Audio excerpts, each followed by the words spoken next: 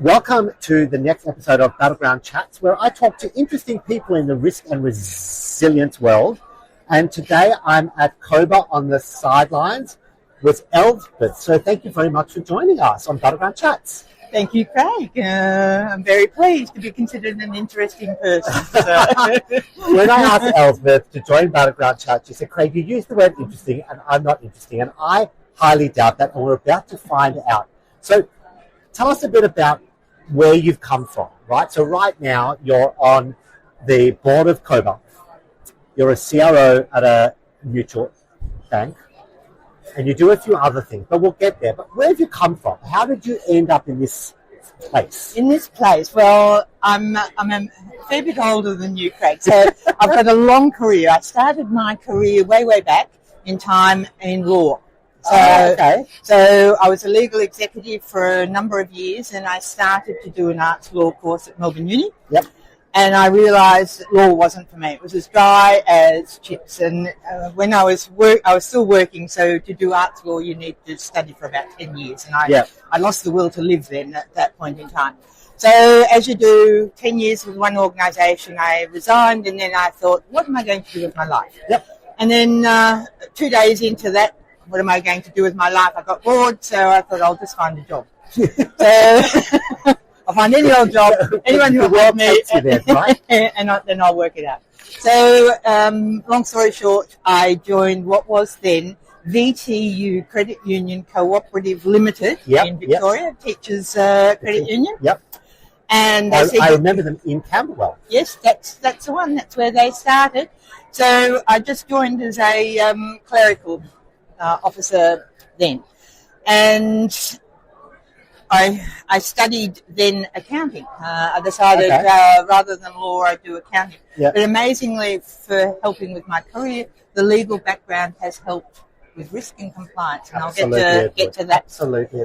So, you're not the first person on my podcast who has come from a legal background and moved into risk, just by the way. I can see a trend. I was also a Girl Guide captain. So we'll park that one, because being a Girl Guide captain, from a risk perspective, when you're looking after 30 Girl Guides, going on camping, learning how to do things at camp, exposes you to risk management Absolutely. at the base level. Okay, so career at what became Bank First, or is now Bank First. So a long career. I spent 37 years with them. Oh, wow. So I moved through being a finance manager, having finished my accounting qualifications, being finance manager, then CFO for a while. I got involved with risk management because it was around the time APRA actually introduced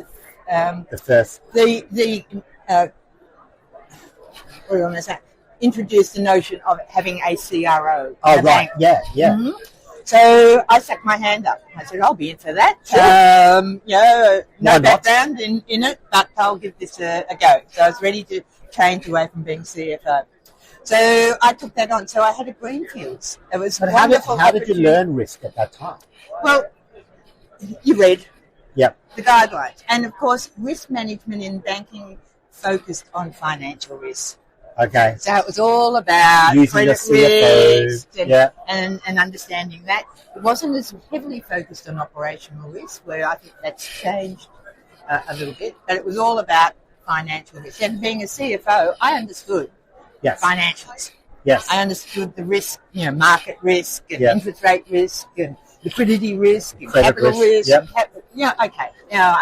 I get that. So I had to write all the policies and procedures and risk registers and so on. So at that point, I was also company secretary, so I was still using the legal part of my brain for company secretary. Yep. As the organisation grew, because when I joined it, it was 190 million in assets. Okay. It was nearly 3 billion when which is not small. It's not small. COBA language. So having had that exposure during that time and evolving my career through the organisation, various roles, and being in an executive position, still in a small organisation, you had an umbrella view of the whole organisation. You weren't just siphoned into your speciality is this. Yeah. I was able to see and know that you had an impact Yes. No, Well, I've value always in- held that as soon as you mention risk, you should know the whole organization, right? It's our opportunity to see that. So I agree with you. Risk is all about seeing across the organization, not only finance, not only operations. 100%. And during that whole career journey, I was involved with the association and joined the board of COBA there, which is a wonderful, again, opportunity. I was on various other previous management associations and so on. And then I also became director at Traditional Credit Union, our only Indigenous bank in Australia. Okay. Very unique banking model, so all of their risk is largely operational risk. Operational risk. Now, so let me ask you, how did you move from being a CRO onto board? Because I know some of our listeners would be keen to say, okay, she was a CRO getting onto boards. How did you manage that? Well, I think you understand. Customer and banking is a relationship business. Yeah. And through the opportunities I had and through joining associations or interest groups or CRO networks, you get to be known. People know who you are. Yeah. They know what you are. So sometimes it's just a matter of seeing an opportunity for, we're looking for another board member, sticking your hand up and giving it a go. I had been, as I said, company secretary at bank first, but from a board perspective, that's another level. But I did do the AICD course as well, and has that helped you?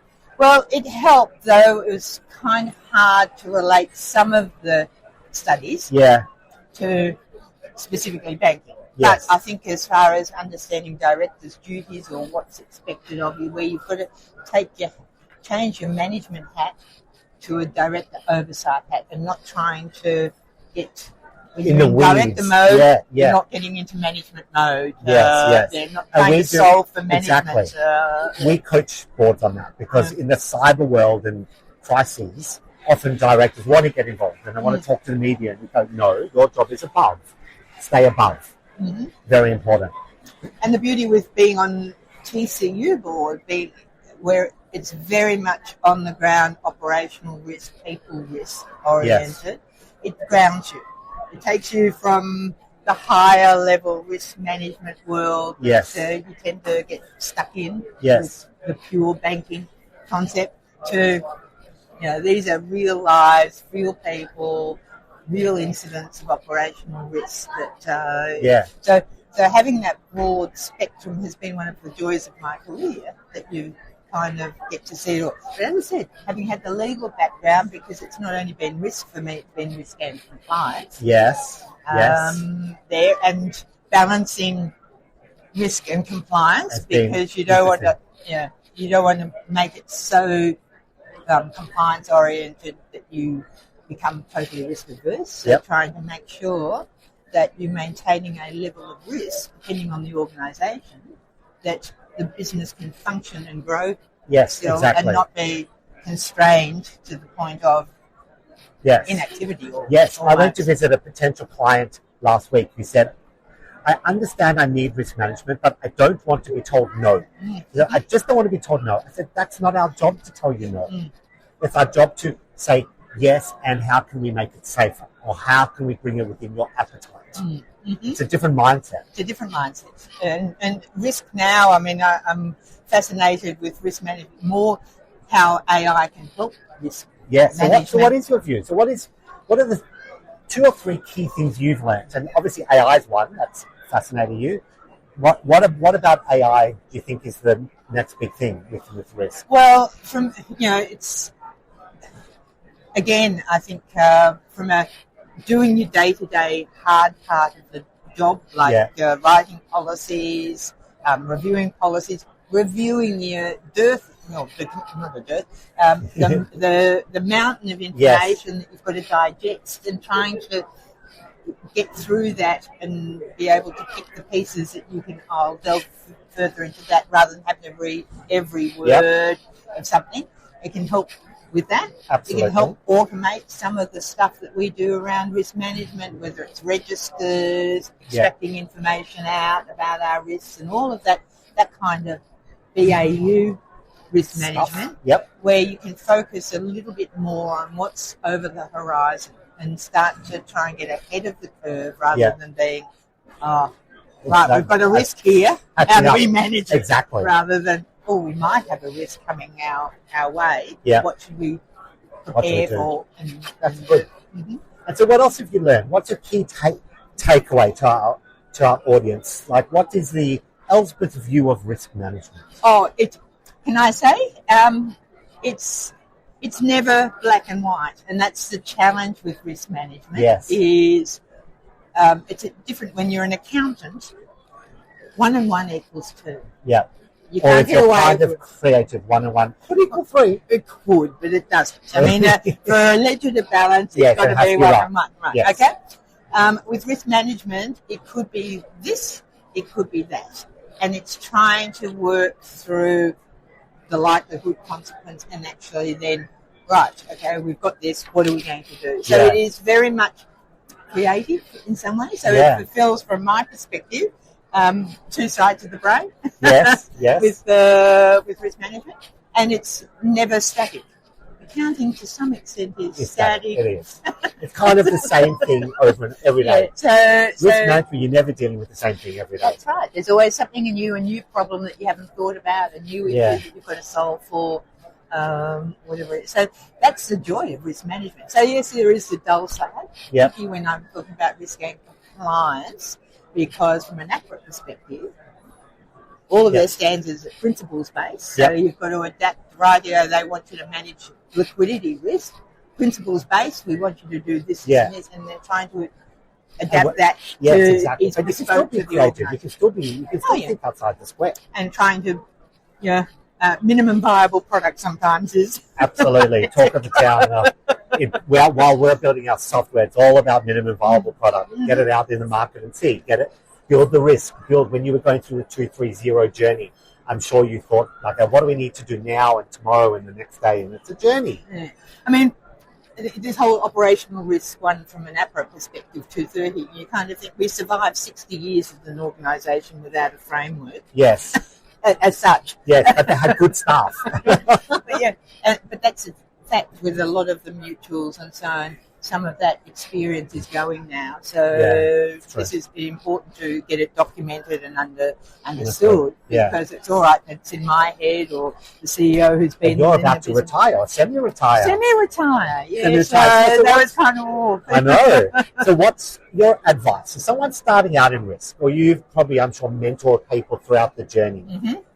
What's some advice for those who are starting out or thinking, should I move into risk, or even in risk and thinking, what do I do next? What's your advice for that? Well, I mean, it can mean many things to many people because risk, what is it? What is the actual function of a risk management role? Yes. It's, as I said, it's trying to understand, well, what's the business trying to achieve? Yes. What are the opportunities and how can we identify, well, if we march into that opportunity, there are going to be risks. Yeah. And then it's trying to advise and work out, well, what risks have we got? As you say, the appetite, we'll do this, we accept there's a risk, but we recognise that risk and we can work with it. But we can't work with something else, a bigger, hairier risk there. Yeah. So from a risk management, as I said, it is a little bit art and science. Yeah. I think that's been an overused term, but it is. That's it's true. not, because there's no direct. That's exactly the way you're going to get there. You've got to walk through the journey. You've got to go through the croc-infested rivers. You've got the regulators. You've got a board, all of that. And you're trying to navigate to be the best you can to get the organisation where it wants to go, understand the risks, put in place the guardrails that can help manage some of those without constraining the business. So for the newbies in there, it's a matter of, well, what part of risk management? Because you can be in risk management as far as being the DR, like disaster recovery expert, how to manage a disaster or crisis situation. Yeah. Or you can be the risk manager who's dealing up the people risks of the business if you're a bigger risk. So there are various avenues or pathways. In the mutual bank sector, most of the CROs have got the whole umbrella view, which is lovely. Yep, exactly. And not all do. organisations can have that. You can have that luxury. But as I said, for me, it is the joy of learning, and that all risks haven't got the 1+1 Yep, answer. I love that. You've got to work. You've got to work through it. Thank you so much, Elsbeth. So we're here at Customer Owned Banking Association Conference in Brisbane. You're on the board. Thank you for taking time out to talk to Battleground. Well, thank you, Battleground, for being here and being part of the COBA journey. We love it. Thank you.